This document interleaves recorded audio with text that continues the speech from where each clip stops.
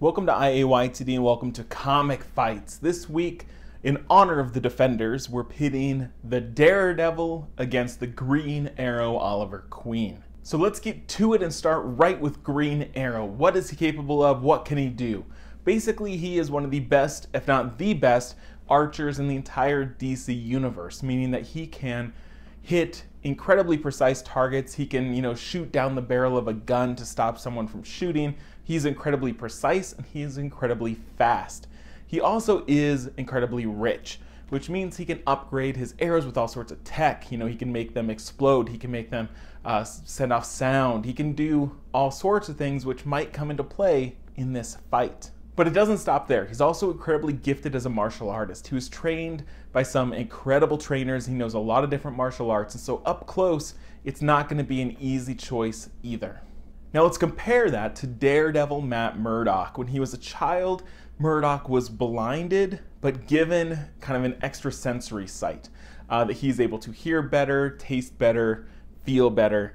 He can do everything better, and this means that all of his senses are amped up. So he can hear the changes of a heartbeat.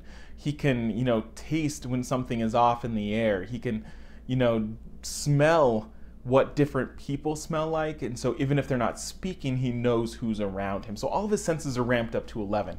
This means that if he's going one-on-one with Green Arrow, he can hear every notch of the bow. He can hear, the smallest of changes, of differences, of wind resistance and where that arrow is coming. So he might be able to avoid them or stop them.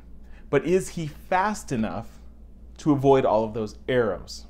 And his lack of a traditional sight also means that he might be vulnerable to some of these tricks that Green Arrow can pull off if he can manage to manipulate Daredevil's extra senses.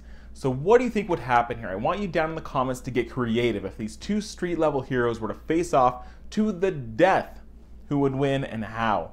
Which brings us to last week's fight. So if you missed out and you want to learn about Doctor Strange versus Dr. Fate, you can learn about it right here. But we are going to talk about the most creative answer that I got. So here we go from Craig.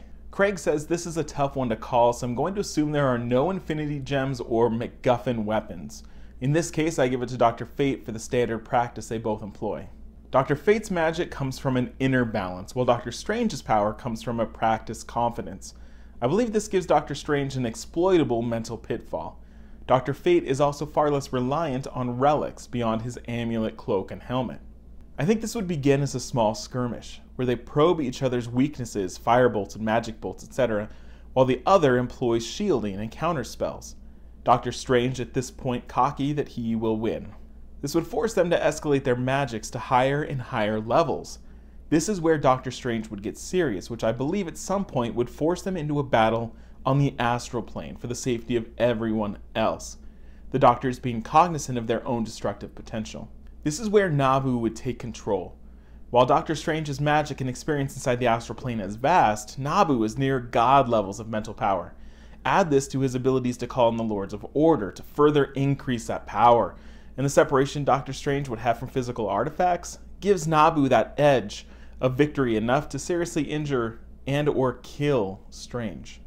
So it basically comes down to where their power comes from, and Dr. Strange's reliance on artifacts and his overconfidence might mean that Dr. Fate and his ability to tap into the Lords of Order might come out on top. This is a really close call. There were some really strong advocates for Dr. Strange. There were some strong advocates for a draw, but that is the most creative answer that I'm going with this week. So thanks for watching Comic Fights. Make sure you let me know down below other fights you want to see, and we'll see you next week.